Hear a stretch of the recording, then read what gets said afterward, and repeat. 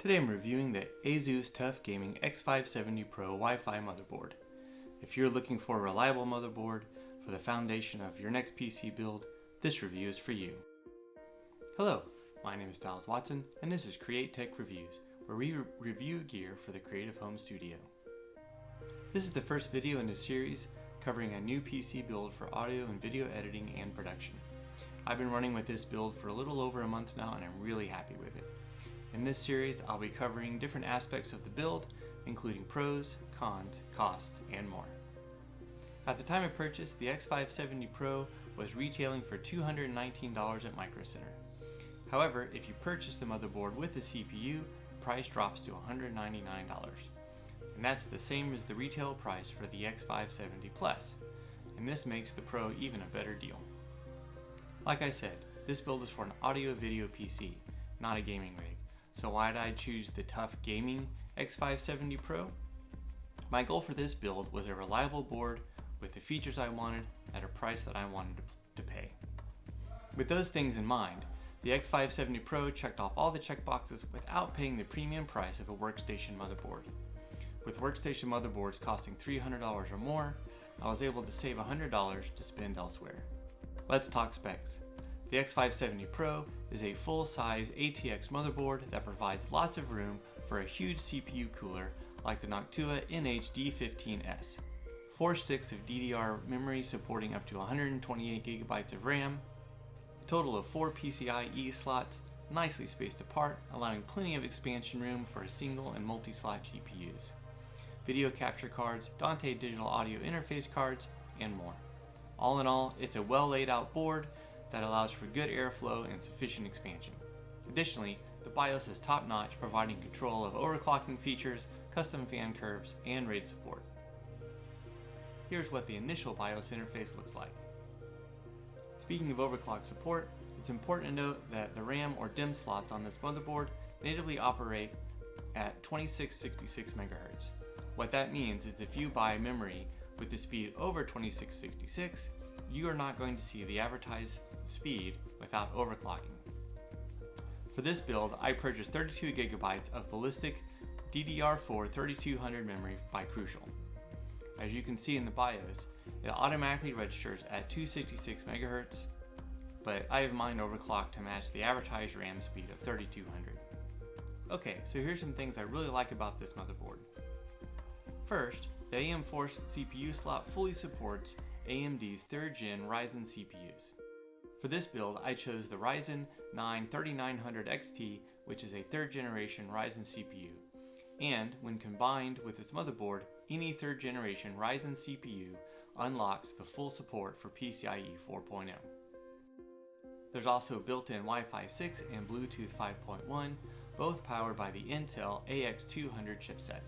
Third, there's also 8 serial ATA3 ports, supporting up to 6 gigabits per second.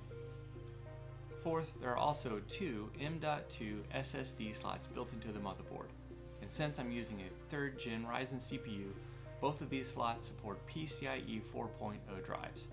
And if you can afford it, there are several crazy fast PCIe M.2 drives on the market, all supporting speeds of over 6 gigabytes per second. That's 8 times faster than the speed of serial ATA3. And lastly, this motherboard supports USB 3.2 Gen 2. In addition to the internal header, there are also 2 external Type A and 1 Type C. Between PCIe 4.0 M.2 slots, serial ATA3, USB 3.2 Gen 2, and RAID support, this board gives you a ton of internal and external storage options, regardless if you're editing 4K or Full HD video. As for the cons, I really don't have any. However, there are a few things which may or may not be an issue for you, depending on your specific needs. While there are onboard DSP and HDMI ports, the motherboard itself does not have any onboard video. At first, this seemed really odd. Why would you have onboard video ports but no onboard video? Well, the reason for this is to provide full AM4 CPU support. AMD sells APUs in the Ryzen 3, 5, and 7 lines, which have built-in Radeon graphics. An APU is simply AMD's term for a CPU and a GPU on a single die. These APUs are designated with a G in their name, such as the Ryzen 7 4700G or 4700GE. Not having onboard video on a gaming motherboard really does make sense, as no one who's generally buying a motherboard at this price is going to use the onboard video anyway. However, with the current shortage of GPU cards, this gives you a few options. If you already have an unused GPU card lying around, great, but if you don't, right now it's really hard to find one. But this motherboard gives you some options. You could opt to buy one of the AMD APUs now, and then when GPUs become available and the prices come down, you can upgrade both your CPU and your GPU later. Second, there are only 3 4-pin chassis fan headers on the motherboard. I would have preferred at least 4. I currently have 5 chassis fans, and that's 4 120mm fans and 1 140mm fan. And since there are only 3 headers, this requires a 4-pin Y connector, which must be purchased separately. Third, while there's enough room for a huge CPU cooler like the Noctua NH-D15S, there isn't enough room for both CPU fans on the Noctua NH-D15. To support the physical space requirements of the NH-D15, you'd likely have to move up to an extended ATX motherboard format. And the last issue really is a matter of preference. Personally, I did not like the included Wi-Fi 6 antenna. There's nothing really wrong with it per se, it was just of a lesser build quality than the one I was already using, and so I ended up not using it. After a month of use of editing audio and video, and playing the occasional game of No Man's Sky, I have had zero problems with this board and would recommend it to anyone wanting a reliable motherboard at a great price. If this review helped you out in any way, please click the like button below, and if you'd like to see more videos like this one, please subscribe. Now it's your turn to join the conversation. Please leave your comments below and let me know what you like or dislike about the ASUS X570-PRO.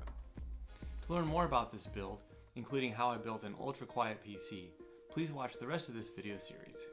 Thanks for watching, and I'll see you in the next video.